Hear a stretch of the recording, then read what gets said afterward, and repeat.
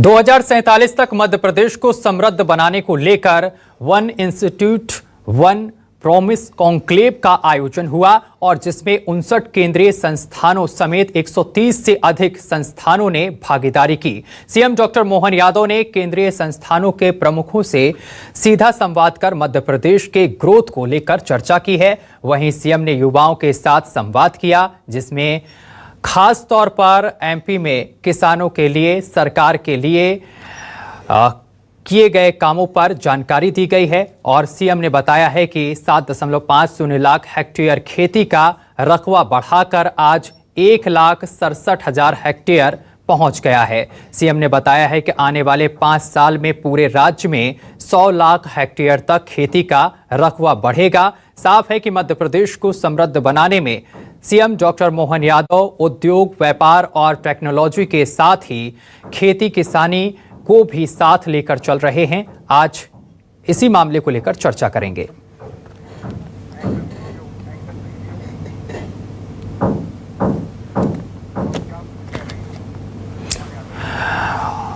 और इसी मामले को लेकर मुख्यमंत्री डॉक्टर मोहन यादव क्या कुछ कह रहे हैं, आइए हम आपको सुनवाते हैं।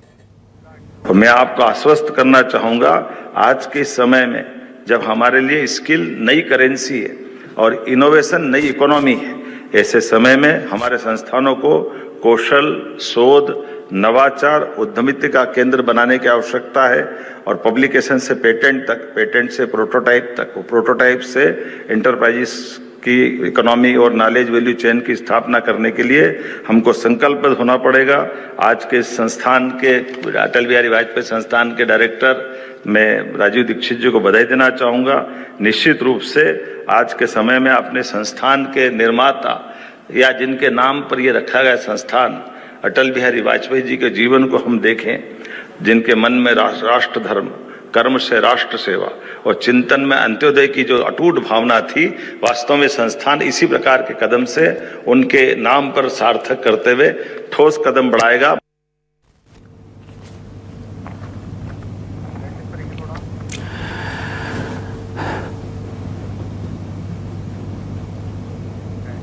तो बताते चले कि मुख्यमंत्री डॉक्टर मोहन यादव ने यहां पर कई बातें की हैं और युवाओं से उन्होंने सीधा संवाद किया है और खेती किसानी को लेकर भी उन्होंने तमाम बातें कही हैं। खेती किसानी को बढ़ावा देने को लेकर भी उन्होंने तमाम बातें कही। One institute one promise conclave में उन्होंने शिरकत की है। तो मध्य प्रदेश @2047 के विजन में युवाओं की भूमिका कितनी महत्वपूर्ण होगी, ये देखने वाली बात होगी। बताते चले कि समृद्ध एमपी का निर्माण, साथ आए सैकड़ों संस्थान, सरकार बताएगी चुनौतियां, केंद्रीय संस्थान सुझाएंगे समाधान। एमयूबी के जरिए आगे बढ़ेंगे संयुक्त रिसर्च और ज्वाइंट प्रोजेक्ट। केंद्रीय संस्थानों के प्रमुखों से सीएम डॉक्टर मोहन यादव का सीधा संवाद और इसके साथ ही उन्होंने युवाओं से भी संवाद किया है। हमने सारे सरकारी विश्वविद्यालय में कृषि संकाय खोले। मैं खेती किसानी और किसान परिवार से आता हूं, ये सीएम डॉक्टर मोहन यादव की तरफ से कहा गया। और साथ ही आपको बता दें कि आज 1,67,000 हेक्टेयर खेती का रकबा बढ़ा है, ये सीएम डॉक्टर मोहन यादव ने कहा। आने वाले 5 साल में पूरे राज्य में 100 लाख हेक्टेयर तक खेती का रकबा बढ़ेगा। आज के समय में जब हमारे लिए स्किल नई है, हमारे संस्थानों को कौशल, शोध, नवाचार और उद्यमिता के केंद्र में प्राथमिकता। तो मुख्यमंत्री डॉक्टर मोहन यादव ने ये तमाम बातें कही हैं।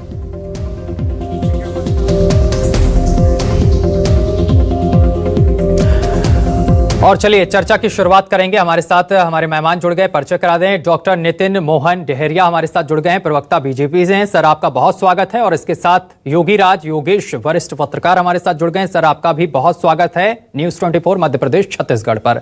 सबसे पहले नितिन जी, चर्चा की शुरुआत मैं आपके साथ करूंगा। मध्य प्रदेश @2047 के विजन में युवाओं की भूमिका कितनी महत्वपूर्ण रहने वाली है और 5 से 10 वर्ष में युवाओं के लिए क्या कुछ अवसर पैदा होंगे?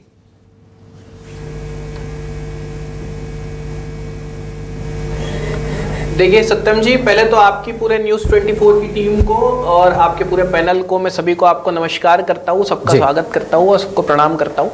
जैसे कि हमारे देश के माननीय मुखिया, हमारे प्रधानमंत्री श्री नरेंद्र मोदी जी ने 2047 के उस स्वर्णिम भारत की एक संकल्पना पूरे विश्व के सामने रखी है कि कैसे 2047 में हमारा भारत वैश्विक स्तर पे जाकर के विश्व का नेतृत्व कर सके, उस स्तर तक जाने के लिए हम आत्मनिर्भर बन सकते हैं। हमारे देश की सशक्तिकरण अलग अलग समाज के तबकों और विविध कार्य क्षेत्रों में हमारा हो सके, चाहे वो युवाओं के क्षेत्र में हो, कृषि के क्षेत्र में हो, महिला सशक्तिकरण के क्षेत्र में हो। इस तरीके के विभिन्न क्षेत्रों में जब हमारा एक पूरा संयुक्त विकास होगा, तब कहीं ना कहीं हम 2047 के उस भारत की संकल्पना को पूर्ण कर पाएंगे। और उसी की दिशा में आप देखेंगे मध्य प्रदेश में माननीय मुख्यमंत्री डॉक्टर मोहन यादव जी ने जो अभ्युदय मध्य प्रदेश का नारा दिया है, यह वही अभ्युदय है जहां पे मध्य प्रदेश के एक नव उदय के साथ में 2047 के उस स्वर्णिम भारत की हम एक ईंट बनने का एक काम करने वाले हैं और उस विकास के रथ का एक बहुत महत्वपूर्ण पहिया मध्य प्रदेश बनने वाला है। उसी की दिशा में आप जब देखेंगे तो ये पूरा जो वर्ष 2026 है,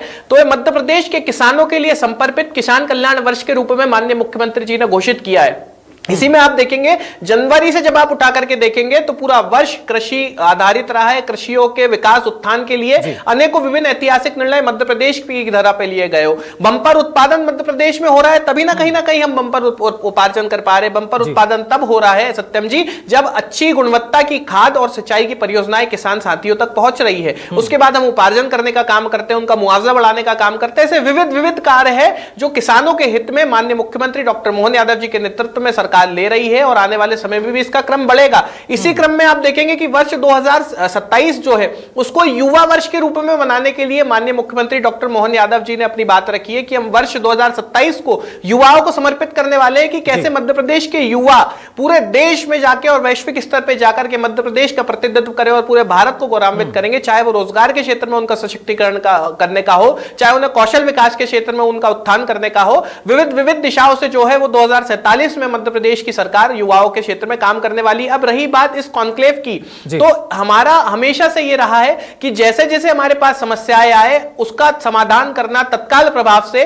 भारतीय जनता पार्टी की सरकार का केंद्र में भी और जिन राज्यों में हमारी सरकार है, विशेषकर मध्य प्रदेश में, यहां पे तत्काल रूप से उनका समाधान करना, उस समस्या का स्थायी निराकरण करना कि दोबारा वो समस्याएं समाज में रिपीट ना हो, यह हमारा उद्देश्य है। अब कुछ समस्याएं जो हमारे पास तक नहीं पहुंच पाती और जो शोध कार्य के माध्यम से हमारे बीच में आ पाती है कि कुछ समस्याओं का कोई केंद्रित जो रूप है या केंद्रित जो जड़ है वो कहां है, तो उससे ढूंढ निकालने के लिए इस तरीके के संस्थानों का सहायता मध्य प्रदेश सरकार माननीय मुख्यमंत्री डॉक्टर मोहन यादव जी के नेतृत्व में लेने वाली है कि ये सरकार हमारे पास उन समस्याओं की जड़ों को लाएगी जिसका निराकरण करने से हमारी समाज को कृषि क्षेत्र में, युवा क्षेत्र में, महिलाओं के क्षेत्र में, विविध प्रकार के क्षेत्रों में हमारी समाज को उत्थान का एक नई दिशा मिले और उन्हें समस्याओं का सामना ना करना पड़े। तो मैं निश्चित तौर पर कहूंगा कि अभ्युदय मध्य प्रदेश के जो नारा है माननीय मुख्यमंत्री डॉक्टर मोहन यादव जी का, उसके लिए वो इस विटामिन की कैप्सूल के जैसे है जो हमारे इस अभ्युदय के नारे को और सशक्तिकरण कर रही है और मजबूती कर रही है। आप देखेंगे कि आने वाले 2 वर्षों में भी मध्य प्रदेश की धरा विकास की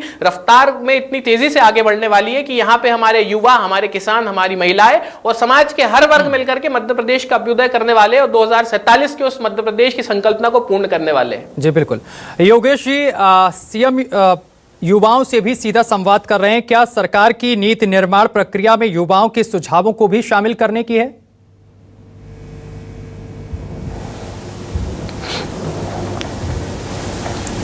योगेश जी, आवाज पहुंच रही है आपको? सुझावों को तो शामिल करना ही चाहिए, क्योंकि जब आप इनोवेशन की बात करते हैं। हाँ, मेरी आवाज आपको मिल रही है? बिल्कुल आ रही है, बोलिए। मुझे आपकी आवाज मिल रही, मेरी आवाज आप तक पहुंच रही है? जी, मैं ये कह रहा हूं कि युवाओं को तो शामिल करना ही पड़ेगा, क्योंकि जब आप इनोवेशन की बात करते हैं, जब आप नवाचार की बात करते हैं, तो बिना युवाओं के ये अधूरी रह जाती है। और युवाओं की हिस्सेदारी तो अब हर प्रोजेक्ट में होनी चाहिए जी।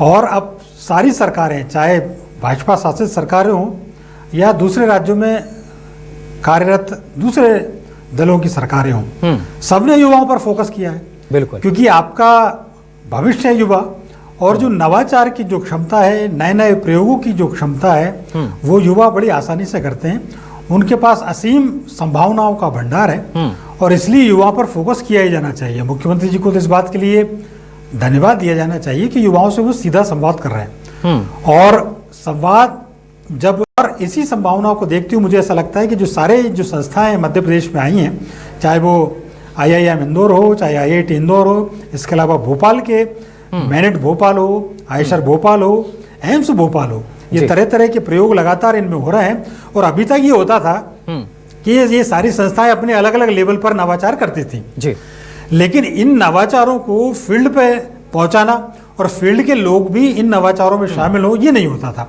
अब मान लो मिनट में कोई प्रयोग हो रहा है, वो खेतों में कैसे उसका इम्प्लीमेंटेशन है, कैसे हो, ये एक नई चीज है कि किसान, हम कभी कल्पना नहीं कर सकते थे 10 साल पहले कि ड्रोन के जरिए बुवाई की जाएगी, ड्रोन के जरिए फसलों की निगरानी तो आम सामान्य सी बात है, लेकिन कीटनाशकों का छिड़काव ड्रोन के जरिए हो रहा है। तो ये तभी होते हैं जब आप इनोवेशन करते हैं। अब इनोवेशन मान लो इंजीनियरिंग कॉलेज में हो रहा है, तो इंजीनियरिंग कॉलेज के लोगों को पता ही नहीं है, या खेती वालों को पता नहीं कि इसका उपयोग यहाँ कैसे हो सकता है।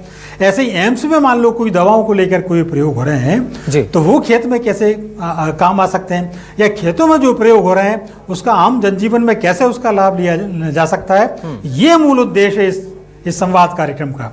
ये जो संस्थाएं जो यहाँ आई हैं, ये एक दूसरे के नवाचारों के बारे में एक दूसरे को बताएंगी और क्या कमियां हैं उस पर एक दूसरे से विचार जानेंगे, उनको कैसे दूर किया जाए, और इन विजन को काम को पूरा करने में दिक्कतें क्या आ रही हैं, वो सरकार के पास जाएंगी, तो सरकार उन दिक्कतों को दूर करने की कोशिश करेगी। तो मुझे ऐसा लगता है कि कुल मिला के एक बहुत अच्छा प्रोग्राम है।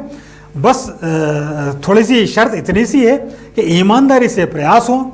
सारी संस्था, जैसे आपने कहा कि एक संस्था का एक उद्देश्य है, तो यदि एक संस्था अपना कोई प्रोडक्ट बनाती है और वो मान लो जमीन तक ले जाती है, तो मुझे ऐसा लगता है कि बहुत बड़ा सफल प्रयोग होगा। इसी तरह जो दूसरे सेक्टर में जो काम हो रहे हैं वो दूसरी संस्थाओं के साथ मिलकर नवाचार करें, तो ये भी एक बड़ी पहल होगी।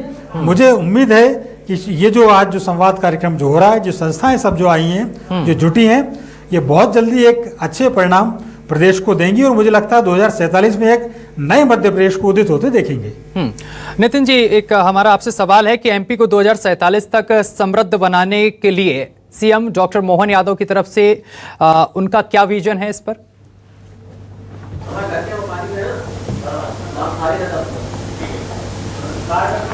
देखिए, मैंने पहले ही बताया सत्यम जी, हमारा विजन क्लियर है। जो विजन और जो पथ हमारे माननीय प्रधानमंत्री श्री नरेंद्र मोदी जी ने पूरे देश को दिया है, और 2047 के उस स्वर्णिम भारत की संकल्पना माननीय प्रधानमंत्री ने की है कि वैश्विक स्तर पे जो हमारा भारत आज से कई वर्ष पूर्व, कई कालखंड पूर्व जो पूरे वैश्विक स्तर पे क्षेत्र को पालने का काम करता था, विभिन्न देशों के रोजमर्रा को पालने का काम करता था, जो एक सोने की चिड़िया के रूप में इस वैश्विक नक्शे पे कहीं ना कहीं अंकित था, उसी सोने की चिड़िया उस हमारे स्वर्णिम भारत को 2047 में स्थापित करने के लिए माननीय प्रधानमंत्री मोदी जी ने जो संकल्प लिया है, उसी संकल्प और उसी कर्मपथ पर हमारे माननीय मुख्यमंत्री डॉक्टर मोहन यादव जी अग्रसर हो रहे हैं। और जिस तरीके से आप देखेंगे कि समाज के विभिन्न तबकों के दिशाओं में चिंता करते हुए उनके लिए योजनाओं का विकास और विस्तार करना, साथ ही साथ उनकी समस्याओं का तत्काल निराकरण हो, जिसके लिए आज आपने ये कॉन्क्लेव का एक स्वरूप देखा।